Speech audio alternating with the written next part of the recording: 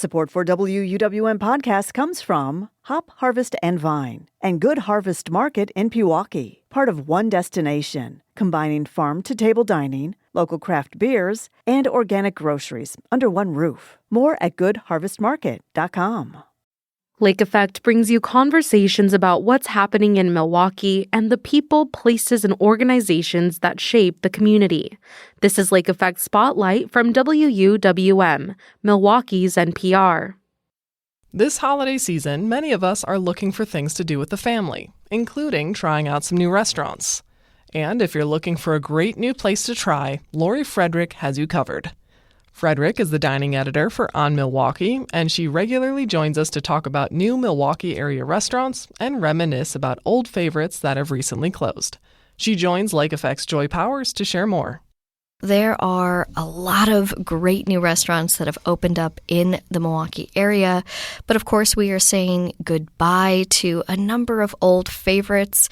I think a lot of people are sad to see this first one go, Martino's Chicago-style hot dogs. Yeah, we have a little bit of time to say goodbye. They won't be closing until December, but they've been around for a good long time, since 1977. Martino's began when Mary Anderson, who is a Chicago native, came to Milwaukee, and she was really just longing to bring Milwaukeeans a taste of home, which was Chicago. And so she started Martino's as a seasonal stand where she sold Chicago-style food items. It got success, and when that happened, it was demolished in 1983 and rebuilt as a new structure in its place, which is what you would know now. By 2000, Mary passed the business along to her son, TJ, and his wife, Kathy, and basically they made it possible for the business to carry on as long as it did. But they announced a few weeks ago that they would be closing the business, with its last day being December 19th. So everybody has a few weeks left to go and grab their Chicago dogs and whatever things are good memories from Martino's. Whichever Chicago delicacy is your choice. Yes. Now, this next one we're going to talk about, I was surprised to hear about this. AJ Bombers is closing. Yeah, I think it hit me as a surprise at first because it has been such an incredible success story and maybe a surprising one for Milwaukee. It's just gotten so much great publicity, I mean, with the burger wars and over social media. But I think the neighborhood has changed. You know, I think Water Street is a different place than it was when AJ Bombers opened. I also think with the changing of hands from Hospitality Democracy and Joe Sorge to Benson's restaurant group, they had to look at their, what was doing well. There's so many more burgers in the city now, but there's definitely a lot of nostalgia there. Yeah. Not too far away, there's another closing. Ouzo Cafe, this is a Greek spot right downtown. Tell us a bit about that. Yeah, they announced a few weeks ago that they would be closing. And this has been a spot that has been just really reliable for Greek staples. For a long time, they've been a popular spot for late night. I think the closing was kind of a surprise, but I think there's been an offer on this space and something is moving in. So it was family owned, and it's been a hard time for restaurants. And I think, when you've been in a space for a while and you get a good offer, sometimes it's time to go. So, yeah. Now we are heading pretty far south in the city to a place that I used to really love, especially when I lived in Bayview, Saucy Swine. Saucy Swine, they've been operating out of Red Bar for 13 years, which is a fairly long time. And they announced a number of weeks ago that they were going to be taking a break from usual operations. So they won't be operating on a daily basis out of Saucy Swine.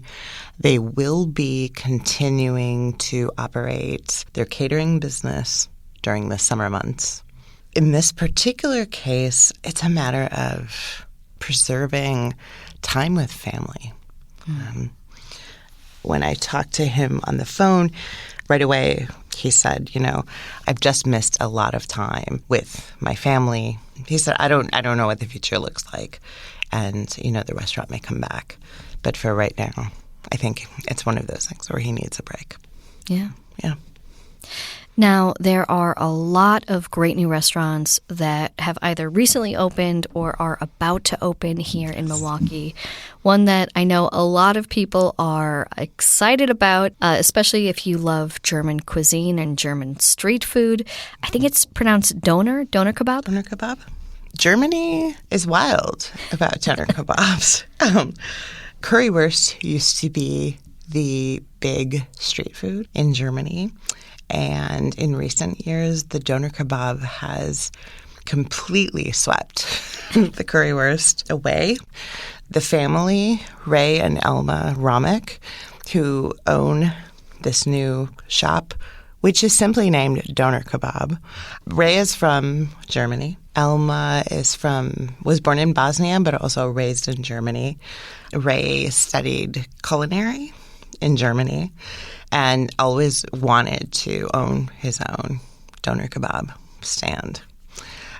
His family came over when he was probably 18 years old, and they landed in Hartford, Wisconsin, which is where he stayed. They started their first doner kebab in Hartford, which opened in February of 2023. Word traveled fast via social media, and they had people traveling from Chicago, Oshkosh, various different places to get the doner kebabs that they were serving. A lot of the people were coming to Hartford from Milwaukee. So they decided about 2 years in that they should put a second location in the Milwaukee area and found one in the River Glen Shopping Center. They opened and have been bombarded. They've been closed a couple of days because they've run out of food. So people are very, very excited about the doner kebab. Now, for listeners who might not know what a doner kebab is, how would you describe it? It's a sandwich. In the case of the Romicks, they make their own bread, which is a fluffy flatbread that they slice open. You have a choice of steak or chicken that has been hand-sliced. The steak is a cut from the neck of the cow that's been sliced and hand-seasoned with Ray's recipe and then cooked on a vertical rotisserie. So a doner kebab comes from the Turkish, who brought their recipe for vertically roasted meat to Germany in the 1960s when they came as guest workers. And the Germans quickly decided they loved the doner kebab. It just caught on as a street food. The next restaurant we're going to talk about is, I feel similar in some ways in that we haven't actually had one of these restaurants in Milwaukee for a minute, despite us having so many Polish communities here in Milwaukee. We didn't really have a restaurant, but that's changed. Yeah, it's been 4 years since we've last had a Polish restaurant in Milwaukee.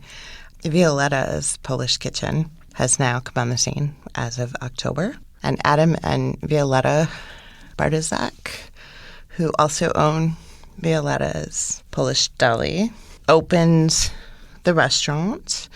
Originally, they were looking to open a restaurant in South Milwaukee, but their plans fell through there. And now the restaurant is in an old Applebee's in Oak Creek.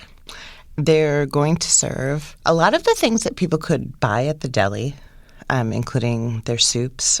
A lot of people have asked me if they're going to serve dill pickle soup, and they are serving that on rotation as a soup special of the day.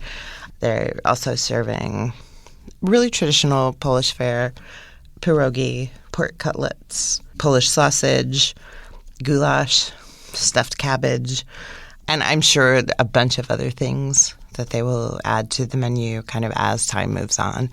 People have been very excited about the opening. I would just encourage people to really support, the concept, because I do think people get really excited about Polish restaurants, and then the support seems to wane in terms of, how many people go to the restaurant on a regular basis. And restaurants need those regulars who eat there every day to keep them going. And so, we haven't had a Polish restaurant for 4 years. And if we want to keep this one, we probably need to give them our love. Now, we're looking at a few restaurants that have not opened quite yet. One of these is Cassis. Cassis? Cassis. This is going to be a French bistro concept from Chef Kyle Knoll and his wife Megan Knoll, owners of Birch, who own Birch on Pleasant. And that is the wood-fired, locally focused concept that has done very, very well. This restaurant has already gotten acclaim. It was declared Bon Appetit's. It was put on their list of must-try restaurants for 2025, and it's not even open yet. So there's been a lot of excitement. This is going to be in the 3rd Ward on the corner of Water Street and St. Paul. It's a very large space. It's right on the river. They've been doing previews of the French. It's kind of French fusion food.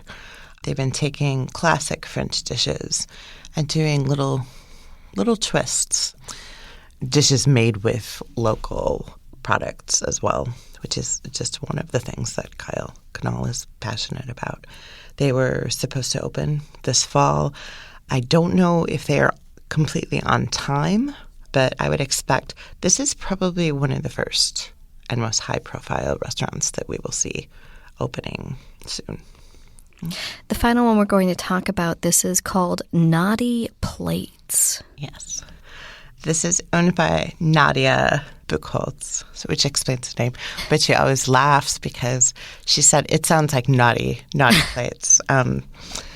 And this is operated by Nadia and her family. It's an Italian concept. Nadia grew up in the Italian restaurant industry, kind of got out of it. She got married, had children. But then after her husband passed away, she found herself looking, I think, for comfort in cooking and in making people happy. And she moved to Milwaukee at the request of one of her sons who had gone to school here. She moved here and started a food truck. And somewhere along the line, they began looking for a brick-and-mortar location. They toured Crossroads Collective. And Crossroads Collective, I think, was on the cusp of thinking about what to do next. Should we stay open? If we stay open, how will we stay open? And so they offered her a tour and said, you could move in here. And she said, this is perfect. But they've run into some delays in reconnoitering that space, which, of course, was a food hall. Yeah. And it won't be completely turned into Naughty Plates because the secret bar, Shanghai, that is kind of where you come in through the back through Black Cat Alley, that is remaining there. In fact, that is still open right now. So they're kind of building around that. But ultimately, it's going to become a pretty big Italian restaurant. I'm crossing my fingers on this. I'm suspecting that they're building in some space for events just because they operate a catering company and that it would be nice to have a place where they could host. But I am really hoping that people will support them. Right now, I think a lot of people really love their food. They are serving right now in the food truck alley at AmFam Field, and they've had a lot of success there. So they were supposed to open this fall, but it sounds like they're being pushed probably into early 2026, I would guess, just based on kind of what I see That's probably what's happening. All right. Well, we will see what the future holds. Lori, as always, thank you for joining us. As always, it's my pleasure. Thank you.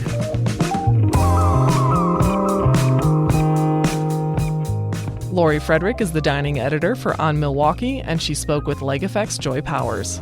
You can listen to their full conversation at WUWM.com.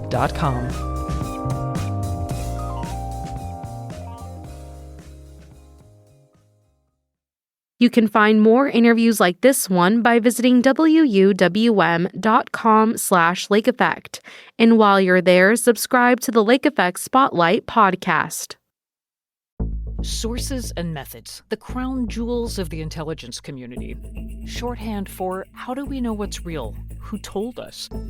If you have those answers, you're on the inside, and NPR wants to bring you there. From the Pentagon to the State Department to spy agencies, listen to understand what's really happening and what it means for you. Sources and Methods, the new national security podcast from NPR.